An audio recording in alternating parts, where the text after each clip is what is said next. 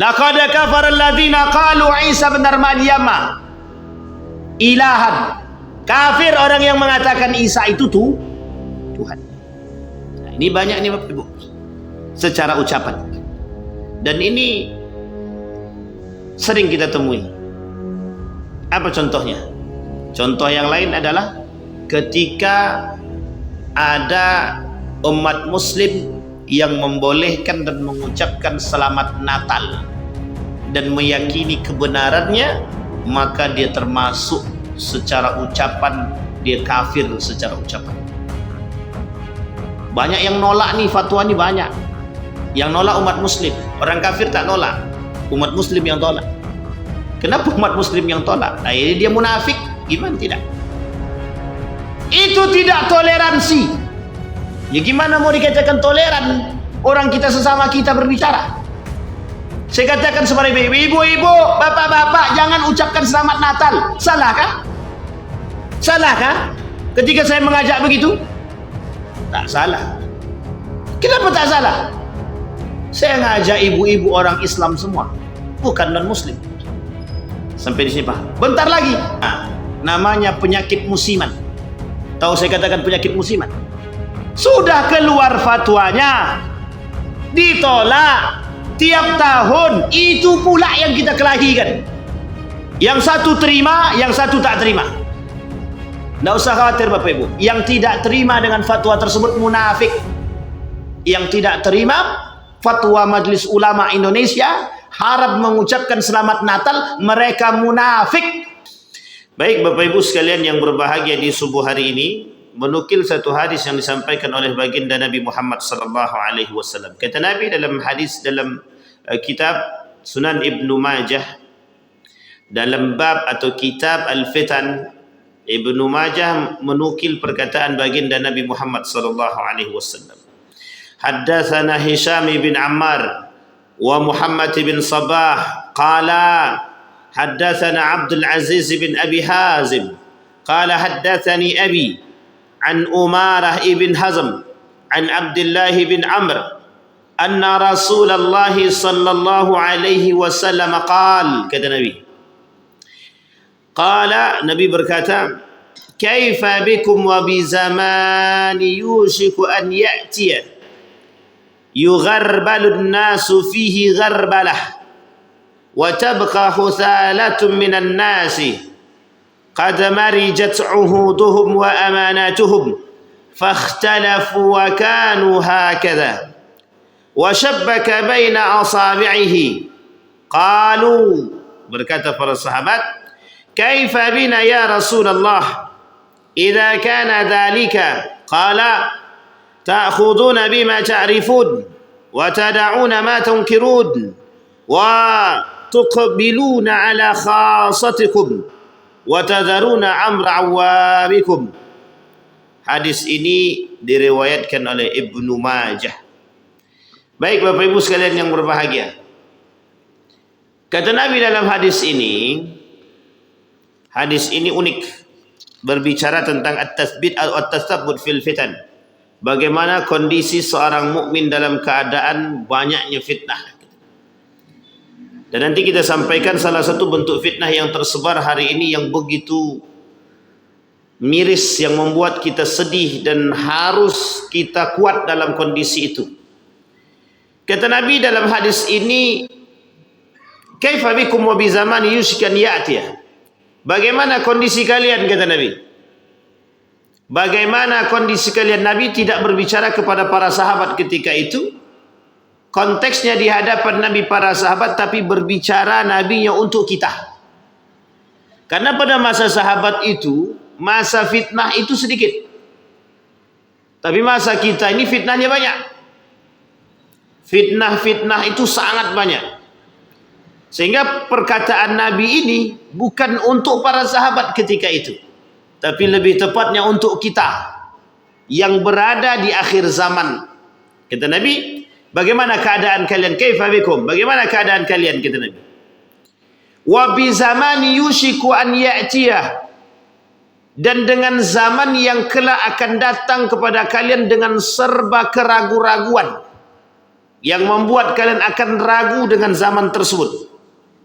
Apa penyebab keraguan? Apa keraguan-keraguan yang timbul pada masa itu? Yugharbalun nasu fihi gharbalah. Ini kalimatnya unik. Yugharbalun nasu fihi gharbalah. Au yadhhab khiyaruhum bi ghairi arzalihim. Yang mana pada masa itu kebaikan-kebaikan itu hilang, kata Nabi. Kebaikan-kebaikan itu hilang. Yang tinggal arzal itu perbuatan-perbuatan syarrun, jahat, buruk. Kata Nabi, yang pada masa itu umat manusia yugharbalah, dilanda penyakit yang disebut dengan penyakit keburukan, sifat yang buruk, akhlak yang buruk, kata Nabi. Maka kata Nabi, zihabu khiyarihim, kebaikan-kebaikan pada masa itu mulai hilang sedikit demi sedikit, mulai beranjak jauh dari umat manusia. Manusia mulai terbiasa dengan keburukan, manusia mulai terbiasa dengan kebinasaan, manusia terbiasa dengan perbuatan-perbuatan yang tak senonoh, akhlak-akhlak yang mazmumah, yang dibenci, yang tak disukai oleh Allah. Wa tabqa khuthalatan minan nasi, maka tersisalah kepada manusia arzal wa syirar, keburukan dan keburukan yang ada pada diri mereka. Qad marijat uhuduhum wa amanatuhum. Apa kata Nabi? Telah tercampur, ikhtalatat, tercampur, mana janji, mana amanah, dan semua itu bercampur menjadi sebuah kerusakan dan fasadat. Ikhtalafat. Mereka meninggalkan janji mereka, mereka tinggalkan amanah mereka, mereka lakukan perbuatan-perbuatan justru sebaliknya. Mereka tidak amanah, mereka ingkar kepada janji mereka. Ingat Bapak Ibu, kita punya janji sama Allah, dan banyak orang yang disumpah tapi mengingkari sumpah mereka. Maka disampaikan husalah, kata Nabi, husalah arzal syirar, itu perbuatan arzal, perbuatan yang syirar, perbuatan yang buruk, perbuatan yang jahat. Ikhtalatat, bercampur kelak di akhirat itu. Kebenaran akan bercampur dengan kebatilan. Al-haq bercampur dengan batil. Al-batil bercampur dengan haq. Al-halal bercampur dengan haram. Wal haram makhlutun bil halal. Campur. Kemudian Nabi melanjutkan, fakhtalafu wa kanu hakadha, kata Nabi, maka semua akan bercampur aduk dan tak jelas mana yang baik dan buruk, mana yang hitam, mana yang putih, mana yang madu, mana yang racun. Ini perkataan siapa Bapak Ibu? Madu dan racun ini. Madu di tangan, itulah lagunya itu. Tapi Nabi yang menyampaikan dalam hadis Nabi, ketika Nabi melaksanakan perjalanan Isra wal Mi'raj, diberikan dua pilihan oleh Allah kepada Nabi, tinggal pilih, mau madu atau racun. Yang dipilih Nabi apa? Madu. Itu madu lain Bapak sebut tuh Pak. Bapak jelas mau, ibu yang tak mau. Madu. Ketika Isra wal Mi'raj dikasih dua pilihan. Ternyata dua pilihan itu simbol baik dan buruk, dan tak ada yang tengah-tengah. Hitam dan putih, tidak ada tengah-tengah. Jadi hitam dan putih, tengah-tengahnya pupusat. Campur antara hitam dan putih. Abu-abu. Ternyata dalam agama begitu memang. Kalau tidak surga ya neraka, tidak ada tengah-tengah itu. Kami tidak usah masuk neraka dan tidak usah masuk surga. Gitu. Tidak ada. Kalau tak masuk surga ya masuk neraka. Kalau tidak baik ya buruk. Maka pilihannya adalah berbuat baik atau berbuat.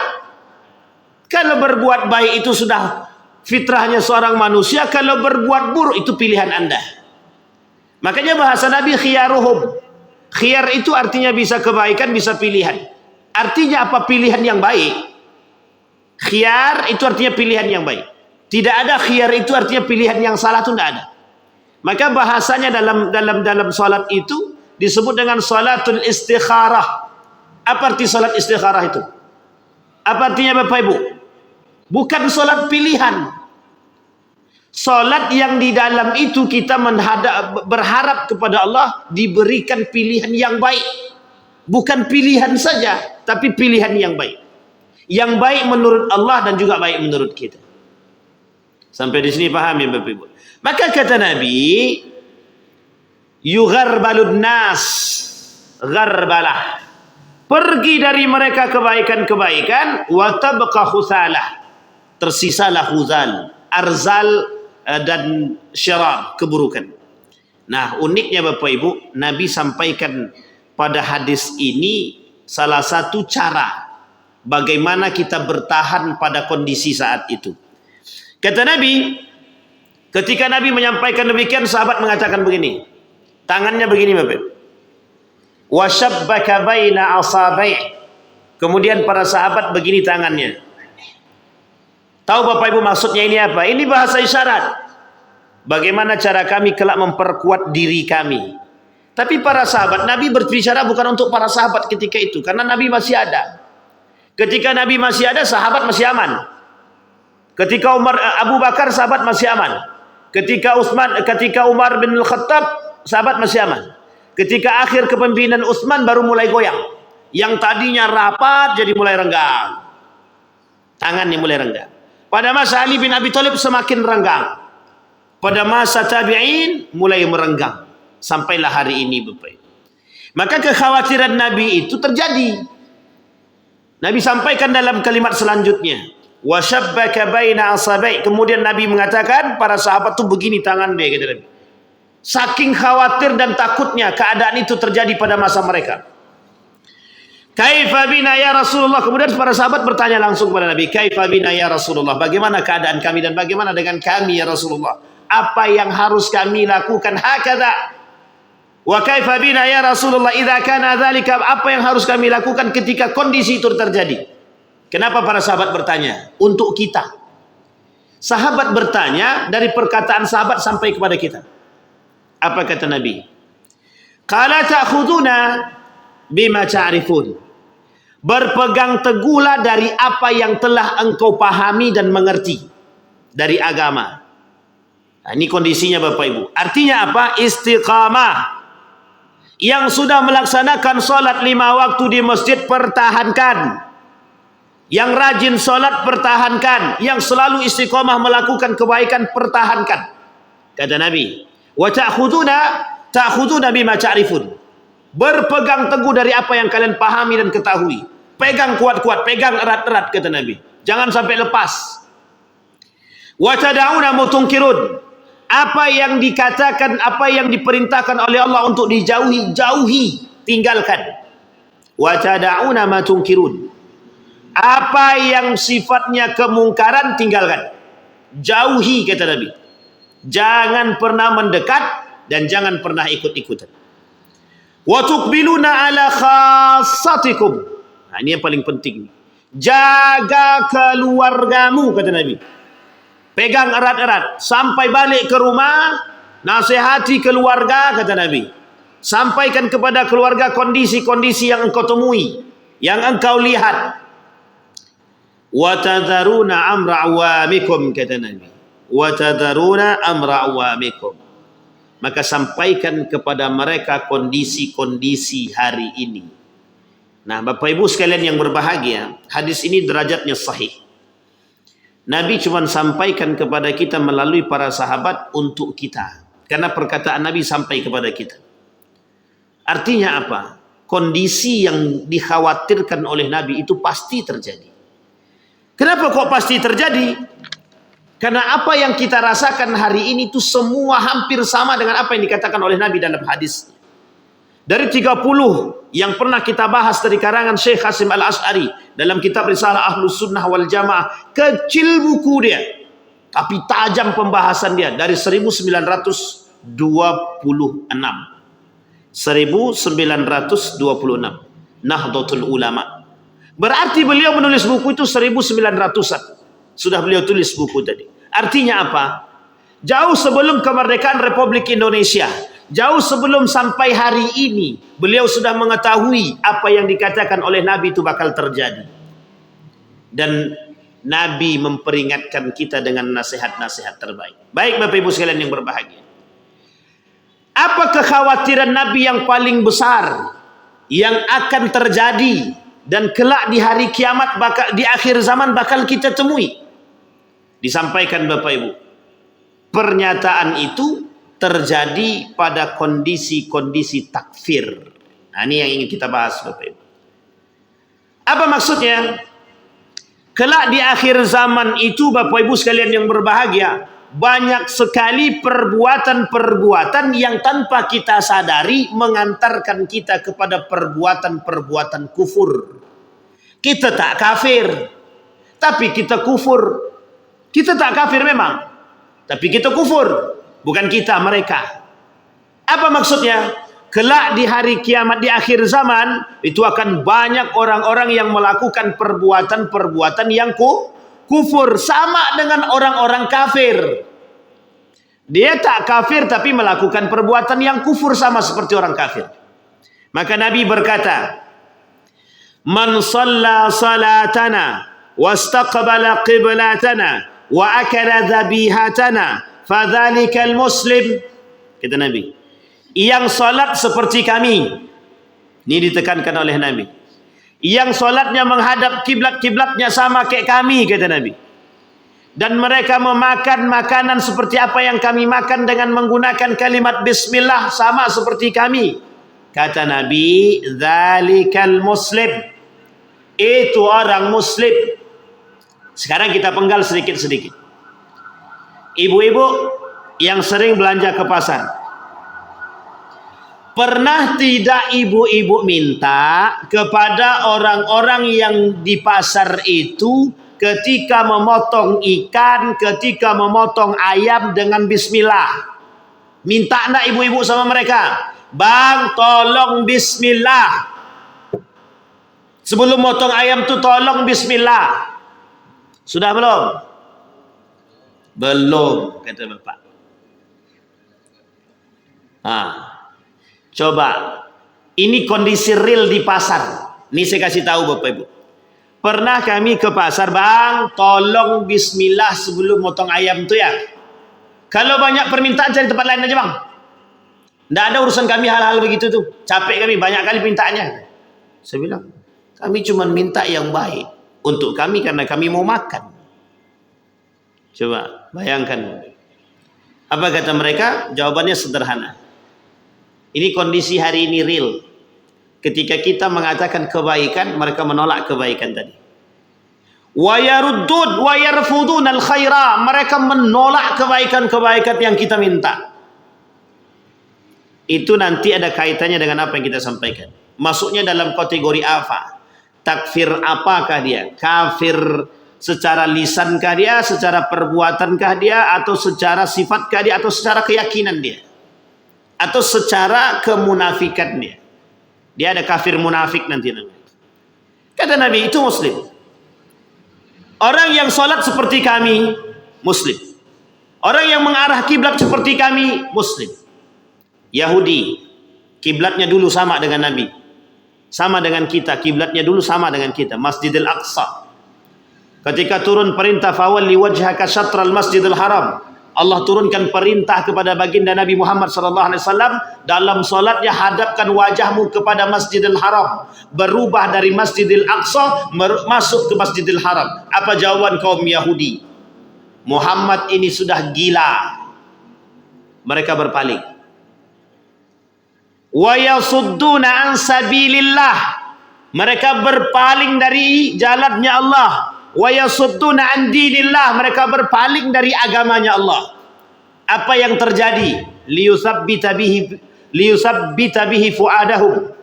Allah cuma pengen tahu mana hati iman-iman orang yang masih bertahan. Dibalikkan semua Allah kiblat tadi. Dari Masjidil Aqsa berubah Masjidil Haram. Orang Yahudi tak mau beriman. Murtad mereka. Kenapa mereka murtad? Muhammad gila gitu. Kenapa mereka mau masuk Islam ketika itu? Karena kiblatnya sama. Masjidil Aqsa. Kiblat mereka sama. Kiblat harapannya sama, Israeli. Karena dulu tempatnya Bani Israel, kata mereka. Dulu Nabi Yakub alaihi salam, Ibrahim, kiblatnya Masjidil Aqsa. Coba dibayangkan. Sehingga mereka murtad kemudian. Kaum Yahudi Israel tadi murtad. Tak senang dengan Nabi, keluar mereka dari Islam. Karena Nabi berpaling. Maka muncul namanya Masjid Qiblatain. Ada dua masjid dari situ. Ketika sedang menghadap ke Masjidil Aqsa, turun perintah dari Allah untuk menghadap Masjidil Haram. Artinya apa? Ada orang-orang yang kiblatnya tidak sama dengan kita. Ada orang-orang yang kiblatnya tak sama. Ada Syiah kiblatnya tidak sama.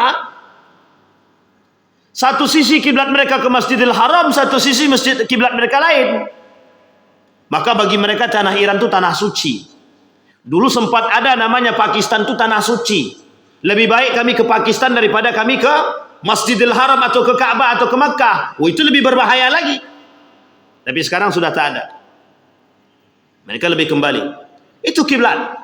Ternyata banyak yang berpaling dari kiblatnya Ka'bah tadi banyak. Yang berpaling dari kiblatnya agama itu banyak. Yang berpaling dari kiblatnya Islam itu banyak. Contohnya kafir. Orang-orang kafir itu disebut dengan yang sedang berpaling dari kebaikan. Makanya bahasanya kafir. Bapak Ibu tahu kafir itu, cover buku tahu cover.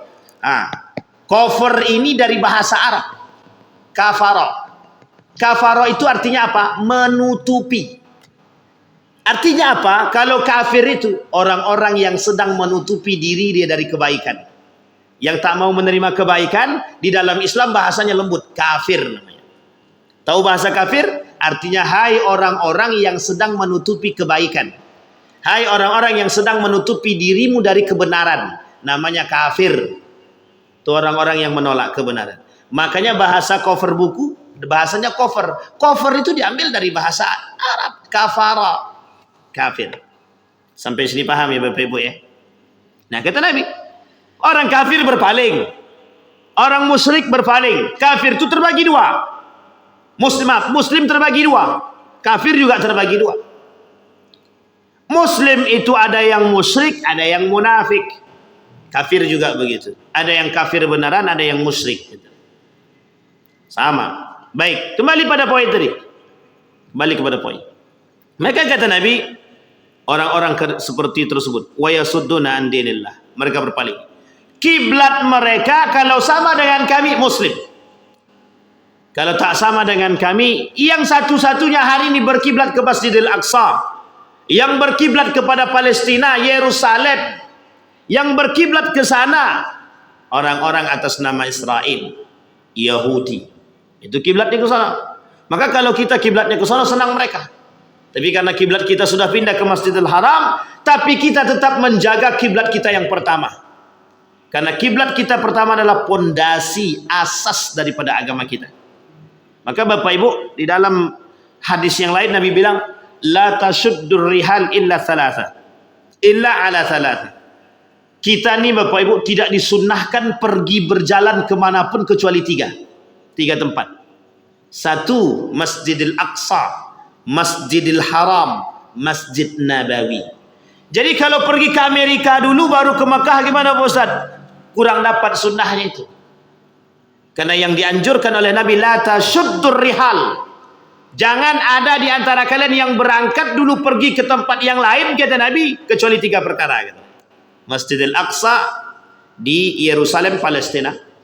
Masjidil Haram, Makkatul Mukarramah. Masjidil Nabawi, Madinatul Munawwarah.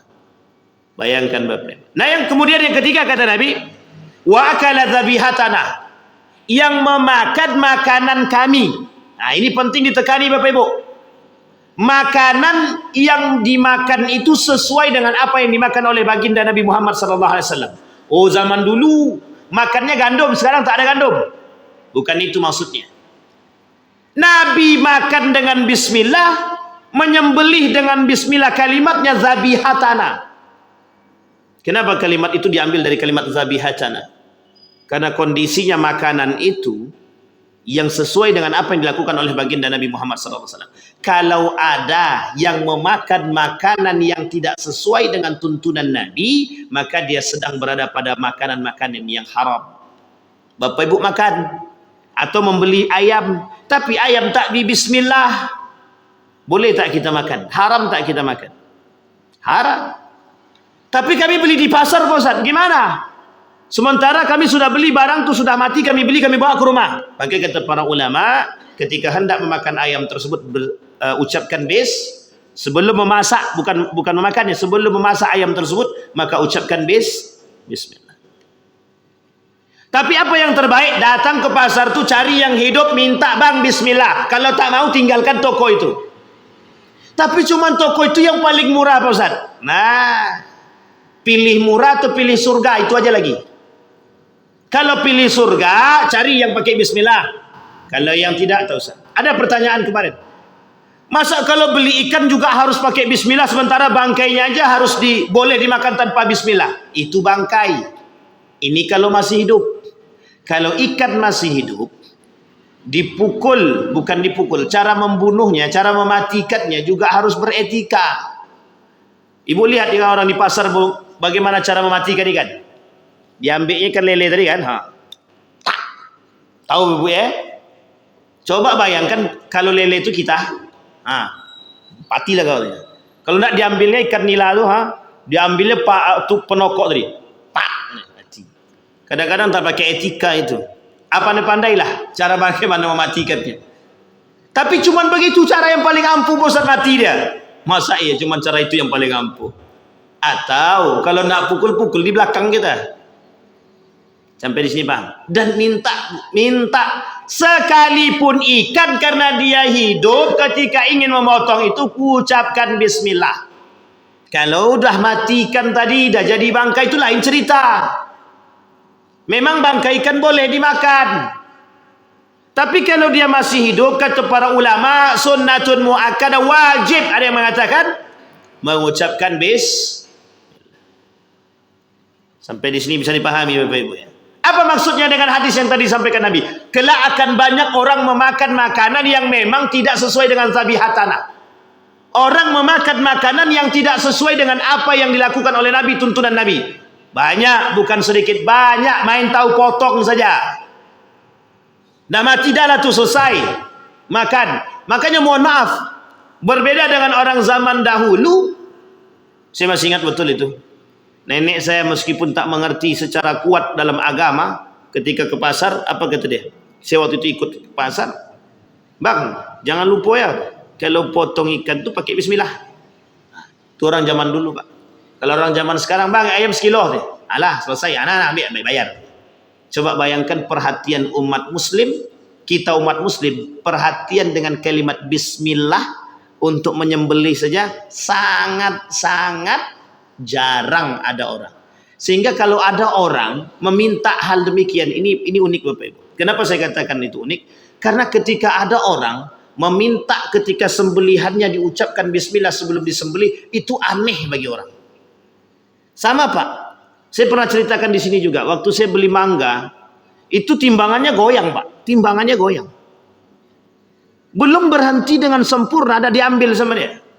Saya bilang sama orang tadi, bang, coba tunggu berhenti dulu. Biar tidak salah, biar abang tak dosa, saya bilang. Apa jawaban abang tadi? Bang, kalau banyak urusan bang, kalau abang banyak kali permintaannya, saya tempat lain aja lah, kata dia. Apa kata ibu di samping nih? Bukan dia dukung awak, tapi dia dukung yang lain.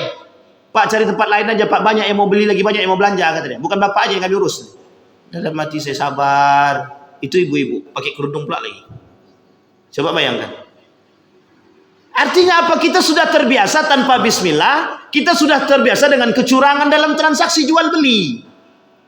Kata Nabi begitu. Kira-kira. Kalau salah timbangan haram apa tidak? Haram. Kalau kita makan tanpa bismillah kemudian kita sadar, salah apa tidak? Salah. Kira-kira yang kita makan dan masuk ke dalam perut kita itu benar apa tidak benar? Haram apa tak haram? Haram. Maka kata Nabi, wa akala zabihatana. Yang mereka makan seperti apa yang kami makan. Yang mereka meninggalkan apa yang kami tinggalkan, kata Nabi. Dzalikal muslim. Itu yang muslim, kata Nabi. Sampai di sini paham Bapak Ibu? Sekarang berapa banyak di antara kita yang makan ke tempat-tempat tertentu yang kita masuk ke sana memperhatikan label halal? Berapa banyak? Di mana aku makan tadi? Oh, di sushi. Sushi itu apa? Itulah pokoknya. Tentang situ. Tengok. Udah ada label halalnya belum? Pernah kami Pak? Pernah kami. Masuk ke salah satu toko, Britok. Tahu Bapak Ibu Britok ya? Ini roti. Kami tanya Pak. Bang, ini sudah ada label halalnya? Ada Pak di kantor. Kantor mana? Tahu Bapak Ibu maksud saya? Penting bagi umat muslim tahu kehalalan. Penting. Yang kita makan, yang ingin kita masukkan ke dalam perut kita itu yang halal. Sehingga hari ini yang banyak yang masuk ke dalam perut kita itu yang syubhat dan yang haram. Mohon maaf. Dampak daripada makanan yang haram dan syubhat itu karakter, akhlak. Maka jangan salah ketika Nabi mengatakan yugharbalud nasu fihi ghurbalah. Kelak akan terjadi kebaikan-kebaikan itu hilang, yang tersisa keburukan-keburukan saja. Ya kenapa tidak yang dimakan yang haram-haram? Ketika yang dimakan yang haram itu membentuk karakter. Loh, karakter yang kita makan ini barang-barang haram kok. Apa mungkin barang yang haram yang kita makan menghasilkan akhlak yang baik? Pertanyaannya harus kita jawab. Kira-kira yang kita makan yang haram itu bisa membuat akhlak yang baik apa tidak? Tidak akan. Jangan begitu Ustaz. Memang begitu. Kalau yang haram dimakan tidak akan mungkin mendatangkan akhlak yang baik. Kalau yang dimakan hasil korupsi, yang dibagikan kepada anak hasil penipuan, hasil jual beli barang haram, yang diberikan kepada anak dan istri, kelak yang dimakan dia itu menjadi darah daging. Yang buruk dimakan hasilnya buruk. Yang baik dimakan hasilnya itu sudah pasti begitu. Sampai di sini paham Bapak Ibu? Ini penting. Nah, kembali kepada poin kita Bapak Ibu. Maka kata Nabi, fadzalikal muslim alladzi lahu dhimmatullah wa dhimmatu rasulih fala tahqirullaha fi dhimmatihi. Yang mana orang muslim itu punya tanggung jawab dan berada dalam tanggungan Allah dan Rasulnya. Jadi kita umat muslim ini terikat. Makanya bahasanya kita ini mukallaf, orang-orang yang terbebani dengan perintah dan larangan Allah, dengan sunnah baginda Nabi Muhammad sallallahu alaihi wasallam. Maka kalau ada orang tak percaya dengan Nabi, kafir. Ada orang yang ingkar dengan sunnah Nabi, kafir. Ada orang yang tak mau bayar zakat, mengingkari zakat, kafir. Ada orang yang mengingkari puasa, kafir. Ada orang yang mengingkari solat, kafir. Mengingkari qada dan qadar, kafir. Mengingkari haji, kewajiban haji, kafir. Sampai di sini paham ya Bapak Ibu ya? Nah, sekarang kita masukkan pada kondisi tadi. Ada kejadian-kejadian yang akan kita temui. Kejadian-kejadian yang akan kita temui itu dalam bentuk menggiring kita menjadi orang-orang yang kufur kepada Allah. Baik Bapak Ibu, yang kufur kepada Allah. Bagaimana caranya? Kita lihat. Ada berbagai macam jenis kekafiran. Yang pertama, kekafiran secara i'tiqad. Saya kira ini kita tak masuk. Karena kita masih yakin Allah itu satu. Ada di antara Bapak Ibu yakin Allah itu ada dua? Ada yakin? Bapak Ibu masih beriman pada Rasulullah? Masih kan? Berarti secara keyakinan kita aman. Segala macam akidah yang bertentangan dengan salah satu rukun atau menyalahi salah satu akidah Islam yang qat'i, itu kita tidak. Hari ini orang-orang dah cerdas, dah tak mau menyembah berhala lagi. Dah tak mau menyembah pohon. Dah tak mau menyembah binatang, tak mau lagi. Memang nyembah itu tak mau, Ustaz. Nyembah duit mau. Nyembah yang lain mau juga. Cium kaki manusia mau tu ya. Demi kekuasaan. Baik. Satu. Yang kedua, kekafiran secara ucapan. Ini masih bertentangan nih, masih ada nggak kita temukan, kita lihat. Apa maksudnya kekafiran secara ucapan? Setiap ucapan yang mengandung pengakuan atas akidah kufur atau mengandung penolakan terhadap salah satu akidah Islam yang aksiomatis atau yang benar, atau mengandung unsur pelecehan agama baik akidah maupun hukum-hukumnya. Kita ambil contoh. Pelecehan kepada baginda Nabi Muhammad SAW, pelecehan terhadap Al-Quran, pelecehan terhadap Ka'bah. Nih saya kasih tahu, di Riyadh kejadiannya. Dibuatlah replika Ka'bah di Riyadh itu dalam festival-festival tertentu. Ada perempuan tak pakai baju, telanjang, berjoget di atas Ka'bah tadi. Replika Ka'bah tadi. Itu sudah kufur sekali itu. Bahkan bisa kata-kata kafir itu. Bahkan bisa kafir dia. Itu kejadiannya. Perempuan telanjang berdiam diri di atas Al-Quran. Mohon maaf. Didudukkannya Al-Quran tadi. Ini kondisi yang nyata dan real. Tapi ini kekafiran secara ucapan, Pak Ustaz. Iya, yang mengatakan semua agama sama dan hati dia meyakini semua agama itu sama kebenarannya, maka dia telah kafir secara ucapan. Kafir secara ucapan. Semua agama itu sama-sama benar, hanya saja kita punya cara yang berbeda menuju itu. Kafir. Laqad kafara alladzina qalu innallaha tsalitsun tsalatsa. Kafir yang telah mengatakan Allah tiga. Kafir yang telah mengatakan Isa itu Tuhan. Laqad kafara alladzina qalu Isa benar Maryam ilahan. Kafir orang yang mengatakan Isa itu Tuhan. Nah, ini banyak nih Bapak Ibu. Secara ucapan. Dan ini sering kita temui. Apa contohnya? Contoh yang lain adalah ketika ada umat muslim yang membolehkan dan mengucapkan selamat Natal dan meyakini kebenarannya, maka dia termasuk secara ucapan, dia kafir secara ucapan. Banyak yang nolak nih, fatwa nih banyak. Yang nolak umat muslim. Orang kafir tak nolak, umat muslim yang tolak. Kenapa umat muslim yang tolak? Akhirnya dia munafik. Gimana tidak? Itu tidak toleransi. Ya gimana mau dikatakan toleran orang kita sesama kita berbicara? Saya katakan kepada ibu-ibu, bapak-bapak, jangan ucapkan selamat Natal. Salahkah? Salahkah? Ketika saya mengajak begitu? Tak salah. Kenapa tak salah? Saya ngajak ibu-ibu orang Islam semua, bukan non-muslim. Sampai di sini paham. Bentar lagi. Ini sudah November kan? Namanya penyakit musiman. Tahu saya katakan penyakit musiman? Sudah keluar fatwanya. Ditolak tiap tahun. Itu pula yang kita kelahikan. Yang satu terima, yang satu tak terima. Tidak usah khawatir Bapak Ibu. Yang tidak terima dengan fatwa tersebut munafik.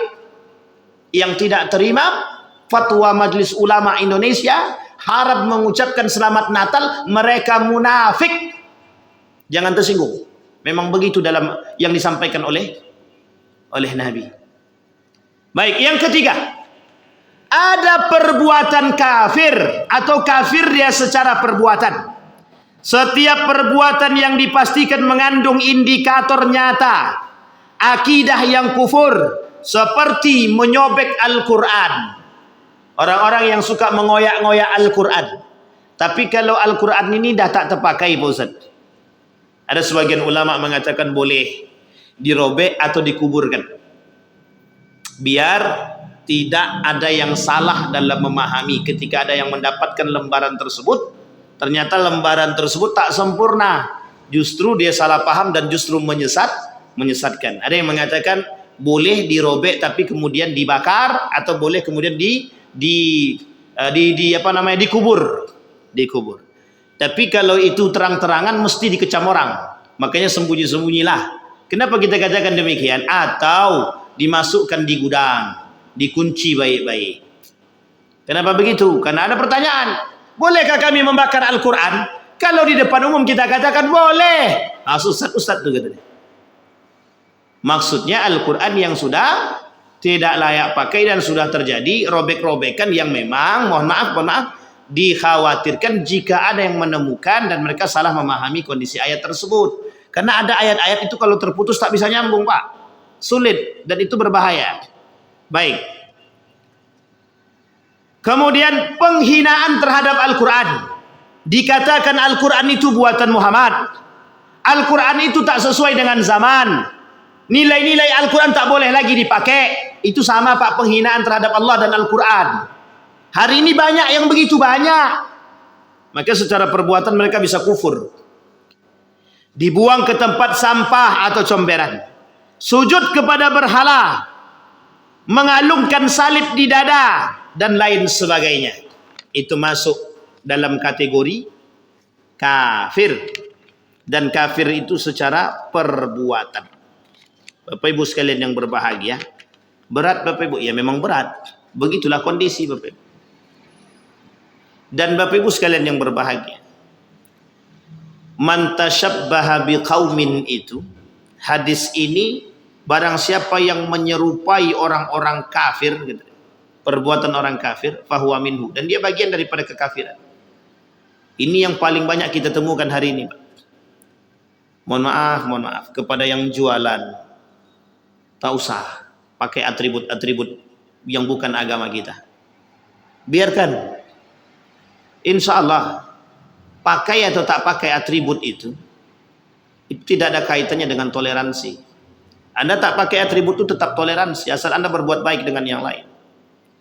Ini kita banyak temukan, Pak. Bahkan tokoh-tokoh muslim ketika mendekat Desember tadi, itu mulai, Pak, mereka pasang pohon lah dan lain sebagainya. Mereka muslim dengan dalih toleransi, dengan dalihnya menghargai. Itu tidak menghargai, Pak. Mencoreng agama sendiri. Mencoreng agama sendiri. Justru mereka termasuk melakukan penghinaan terhadap agama mereka sendiri. Hati-hati. Ini perbuatan-perbuatan yang tidak diinginkan oleh Allah. Perbuatan yang menyerupai kekafiran. Mohon maaf Bapak Ibu. Salah satu yang bisa merusak keislaman seseorang dari 10 poin kata Syekh Sulaiman At-Tamimi.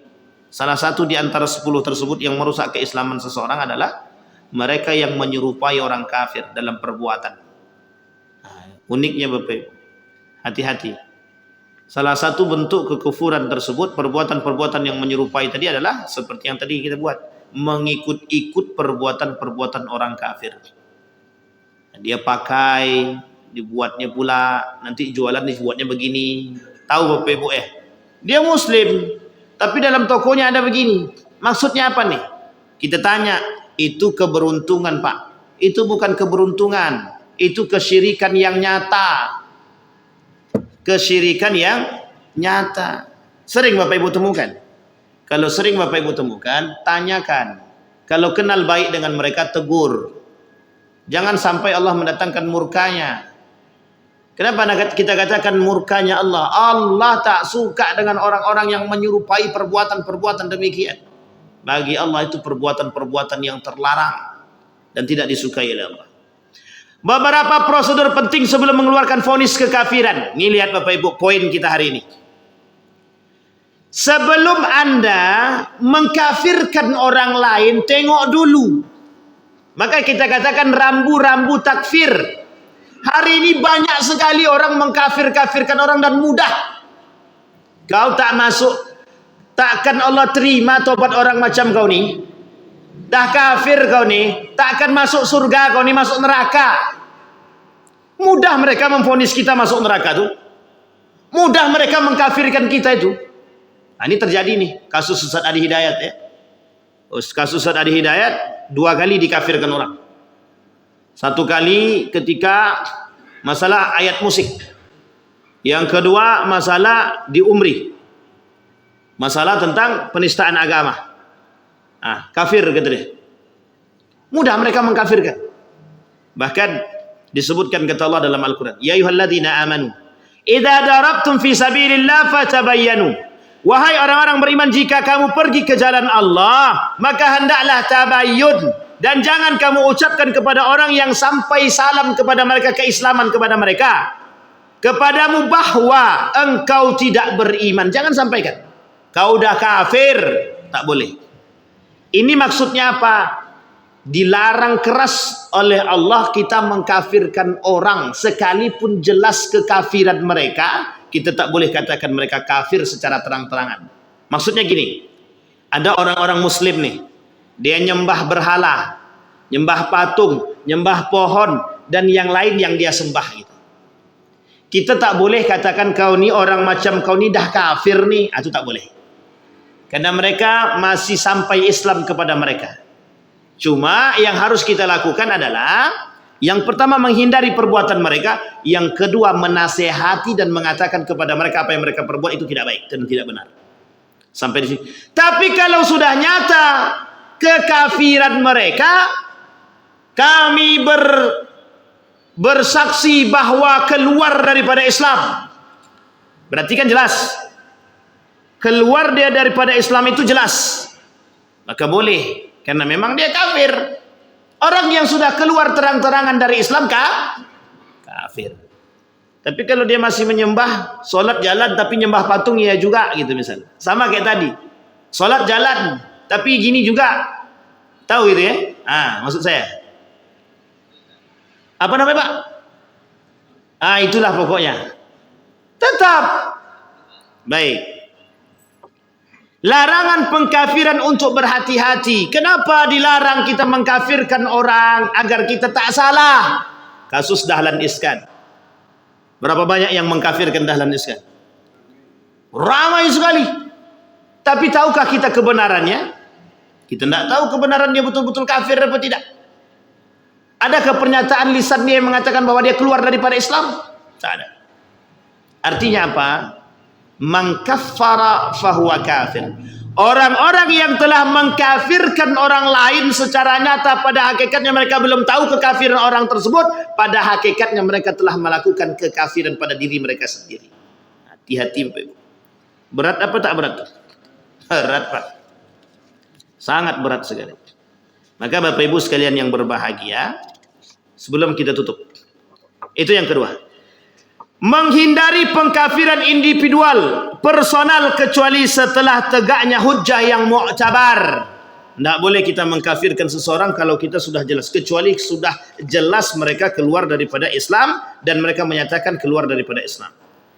Kemudian, vonis pengkafiran tidak boleh keluar kecuali dari ahli ilmi yang mengetahui syarat-syarat dan penghalang kekafiran. Boleh keluar kalimat takfir hanya dari lisan orang-orang berilmu saja, yang betul-betul mengerti persyaratan dan penghalangan kekafiran tersebut. Nah, ini terlalu mudah kita hari ini. Ada satu cerita, Abu Nawas itu pernah saya ceritakan di sini belum? Jadi Abu Nawas itu Bapak Ibu hidup pada masa Khalifah Harun Ar-Rasyid. Satu ketika dia sering mendengar orang yang tak masuk surga, kau pasti tak masuk surga. Kau ini nanti bakal masuk neraka nih, masuk neraka kata orang-orang. Satu ketika keluar gilanya Abu Nawas nih. Keluar gilanya, Pak. Keluar dari rumah, dibawanya lampu strongking, lampu pelita itu. Di siang hari dicarinya Pak di mana neraka tadi, mana neraka. Dicarinya di bawah pohon neraka, dicarinya di samping rumah neraka. Sampai orang-orang bilang gila tuh Abu Nawas tuh katanya. Saking meresahkan masyarakat, dilaporkan Abu Nawas nih kepada Harun Ar-Rasyid. Dilaporkan, dipanggil lah. Apa yang telah kau perbuat Abu Nawas? Kata Harun Ar-Rasyid, kerjaan kau ini selalu buat onar dan buat ulah saja katanya. Ini bahasa kita. Tenang dulu kata Abu Nawas. Abu Nawas ini tipe orang yang santai, santuy. Tenang katanya. Aku ni sedang mencari neraka kata dia. Semakin yakin Harun Ar-Rasyid. Kata Harun Ar-Rasyid, kau ni gila ni kata dia. Tuh, kok bisa orang-orang mengatakan saya gila kata dia. Lah jelas neraka itu kok dicari. Neraka itu kan tidak ada di sini kata dia. Kemudian dijawab balik sama Abu Nawas. Kalaulah neraka itu tidak ada di sini, kenapa orang mudah memvonis orang lain masuk neraka kata dia. Emang kalian punya neraka? Kalian yang punya neraka itu siapa yang punya neraka kata dia? Yang punya neraka itu Allah. Lah kok kalian yang mengakui? Kok kalian yang menghakimi orang? Terdiam, Pak. Terdiam. Termasuk Harun Ar-Rasyid. Ini dalam ceritanya kita pakaikan bahasa-bahasa kita. Apa kata Harun Ar-Rasyid? Diam, tak berbicara. Menjelang 5 menit kemudian barulah kemudian Harun Ar-Rasyid tertawa. Cerdas, kata dia. Kemudian disampaikan oleh Harun Ar-Rasyid bahwa surga dan neraka itu adalah milik Allah. Haknya Allah untuk memberikan kepada siapa yang dikehendaki. Dan Allah sudah janjikan, orang yang berperilaku buruk dijanjikan neraka, orang yang berperilaku baik dijanjikan surga. Orang yang beriman dijanjikan surga, orang yang kufur dijanjikan neraka. Disampaikan. Artinya apa Bapak Ibu?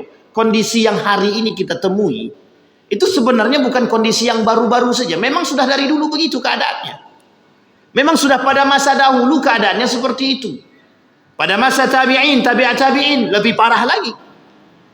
Dan ternyata hari ini jauh lebih parah daripada keadaan terdahulu. Mudahnya orang mengkafirkan orang lain.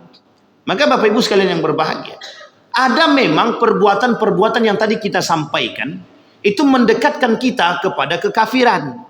Tetapi kalau tidak zahir secara lisan dan dia tidak berkatakan bahwa dia keluar daripada Islam, maka kita tak boleh Bapak Ibu. Kita tak boleh mengatakan orang tersebut kafir. Ini kasus Bapak Ibu, kondisi. Maka terakhir Bapak Ibu, ada yang harus kita pahami dalam kondisi ini, dalam apa yang kita sampaikan pagi ini, bahwa kita hari ini sedang digiring untuk melakukan perbuatan-perbuatan yang kufur.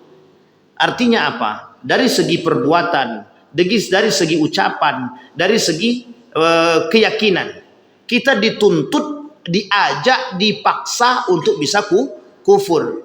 Apa contohnya? Kita dipaksakan menghalalkan yang haram dan mengharamkan yang halal.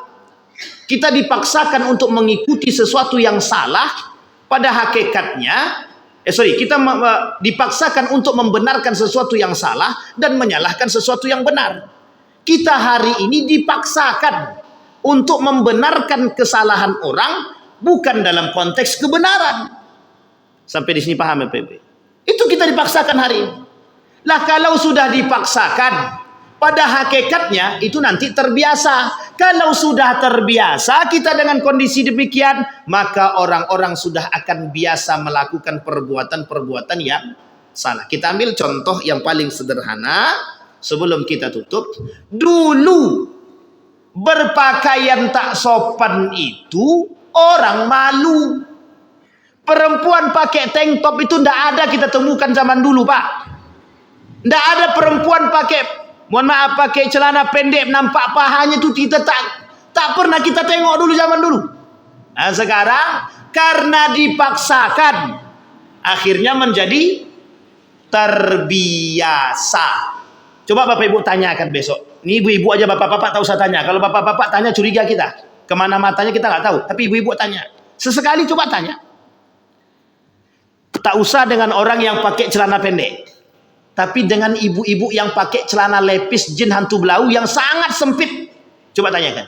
Ibu-ibu tak malu pakai celana lepis dan jin begini? Nah, coba tanyakan. Nanti jawabannya sederhana itu. Kan menutup aurat katanya. Apa perkataannya? Kan menutup, apa kata Nabi? Orang yang berpakaian tapi telanjang. Artinya apa?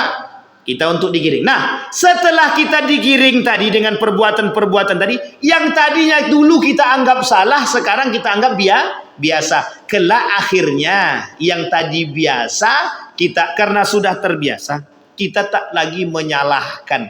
Kalau sudah kita tidak menyalahkan perbuatan yang salah, berarti kira-kira kita secara perbuatan dan ucapan sudah kufur atau belum? Sudah. Kufur secara ucapan dan perbuatan. Bayangkan cara mereka menggiring kita.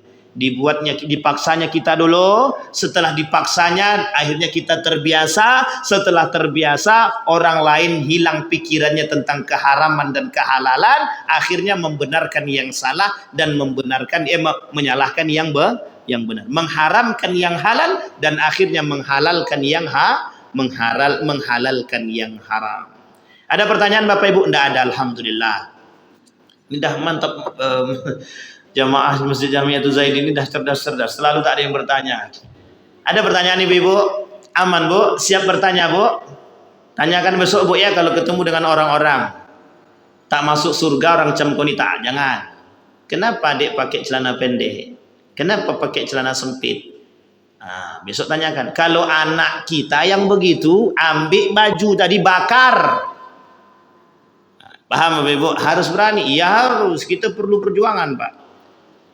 Yang paling sulit itu bagi kaum-kaum seperti kami nih, itu yang paling sulit adalah keluarga kami sendiri. Sangat-sangat sulit. Dan itu tantangan dalam dunia dakwah. Kita berdoa kepada Allah mudah-mudahan apa yang kita sampaikan di subuh hari ini Allah ridai, Allah berkahi, Allah limpahkan rahmat. A'udzu billahi minasyaitonir rajim. Bismillahirrahmanirrahim. Alhamdulillahi rabbil alamin hamdas syakirin hamdan na'imin hamdan yuwafi ni'amahu wa yukafi'u mazidah. Ya rabbana lakal hamdu kama yanbaghi li jalali wajhikal karim wa 'azimi sultanik. Allahumma salli ala Muhammad wa ala ali Muhammad fil alamin innaka Hamidum Majid. Allahumma faqihna fid din wa 'allimna at-ta'wil. Ya Hayyun ya Qayyum ya Fattah ya Alim ya Aziz ya Ghaffar ya Rabbal Alamin. Allahumma ighfir lana dhunubana wa dhunuba walidina warhamhuma kama rabbayana shighara. Allahumma ij'al tajammu'ana tajammu'an marhumah waj'al tafarruqana min ba'dihi tafarruqan ma'suma. Allahumma 'inna ala dhikrika wa syukrika wa husni ibadatik. Allahumma ansur ikhwanana al-mujahidin fi Palestin wa fi Gaza wa fi kulli makan. Allahumma dammiril yahud. Allahumma ahlikil kafarata wal mubtadi'atul musyrikin. A'da'aka a'da'ad din. Allahumma اجعلنا من المستقيمين في دينك يا رب العالمين. اللهم ربنا يا رب العالمين اللهم اختمنا بحسن الخاتمة. اللهم اجعل القرآن العظيم ربيع قلوبنا ونور صدورنا وجلاء أحزاننا وذهاب همومنا وغمومنا. اللهم ارزقنا إماما عادلا. ربنا آتنا في الدنيا حسنة وفي الآخرة حسنة وقنا عذاب النار والحمد لله رب العالمين. السلام عليكم ورحمة الله وبركاته.